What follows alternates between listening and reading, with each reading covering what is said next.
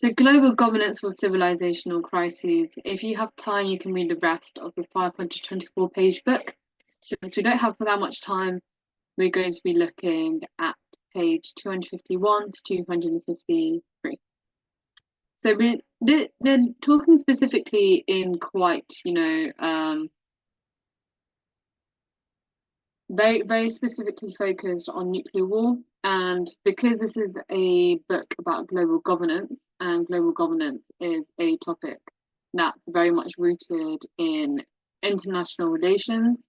International relations, in turn, is quite rooted in history. I think this is an angle through which you can actually start to historicize the essay a bit more. So, for example, they're looking at the war in Ukraine, and this is not the section that is that we want to look at, but if you want to read the rest of the article, they have actually a really interesting quite up-to-date overview of what the state of nuclear arms and nuclear deals are at the moment.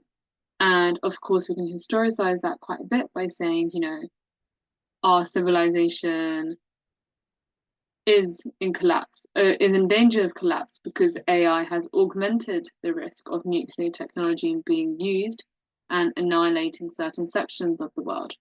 At the same time, however, you can say perhaps that nuclear technology is not completely new. And of course, the biggest era of potential civilizational collapse was, the last century with the 1960s, for example, with the Cuban Missile Crisis, which I'm sure many of you have heard of. So, in fact, this would be an interesting way of arguing no, our civilization is not in danger. We've had nuclear arms technology for a long, long time before. And although AI, this new form of technology, makes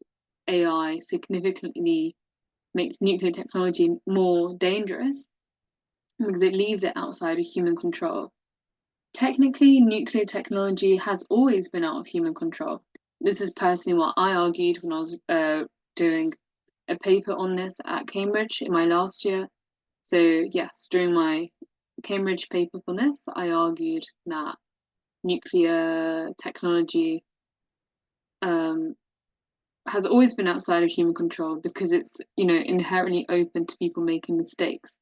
And actually, this is almost what happened during the Cuban Missile Crisis.